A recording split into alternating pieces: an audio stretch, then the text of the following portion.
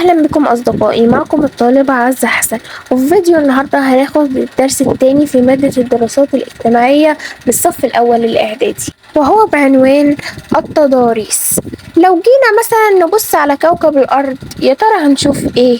هنشوف 3 حاجات. هنشوف جبال، وكمان هنشوف هضاب، وكمان هنشوف سهول.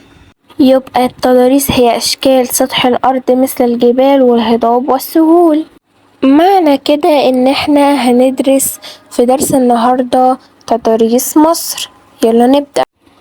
أول حاجة هناخدها النهاردة الجبال في مصر. دي الجبال، وطبعا بتكون مرتفعة جدا. دي خريطة مصر، وهنبدأ نشوف الجبال اللي عليها.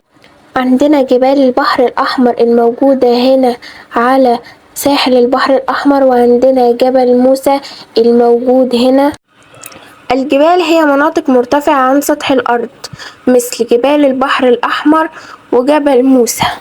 لو جالي في الامتحان خريطة صماء زي دي 1 و2، عندي 1 هنا و2 هنا. طب مكان 1 جبل موسى، مكان 2 جبال البحر الأحمر. تاني مظهر من مظاهر السطح وهو الهضاب. دي بقى الهضاب. الهضاب دي الاختلاف ما بينها وما بين الجبال إنها أقصر من الجبال بنسبة معينة، وكمان إن هي سطحها مستوي، يعني نقدر نعيش عليها. عندنا هضبتين في مصر، هضبة العبابدة وهضبة الجولف الكبير. الهضاب هي مساحات واسعة من الأرض ترتفع عن المناطق المحيطة بها، ولكنها تتميز بسطحها المستوي مثل هضبة الجولف الكبير وهضبة العبابدة. الخريطة الصماء زي ما حضراتكم شايفين، رقم 1 على الخريطة هي هضبة الجولف الكبير، ورقم 2 هضبة العبابدة. تالت حاجة عندنا وهي السهول. السهول نوعين. النوع الأول السهول الفيضية، ودي اللي بتكون حوالين الأنهار زي السهول اللي حوالين نهر النيل، ودي طبعا بيكون معروف ان هي شديدة الخصوبة، والزرع فيها بيكون احسن زرع ممكن يتزرع.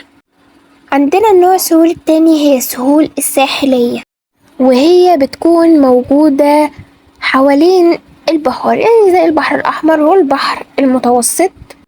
السهول هي مساحات واسعة ومنخفضة من الأرض تتميز باستواء سطحها، مثل السهول الفيضية في مصر سهول نهر النيل ما حول نهر النيل. السهول الساحلية سهول البحر الأحمر والمتوسط ما حول البحر الأحمر والبحر المتوسط. معلومة: سهول نهر النيل خصبة جدا، وهي أكتر مكان مشهور للزراعة بمصر.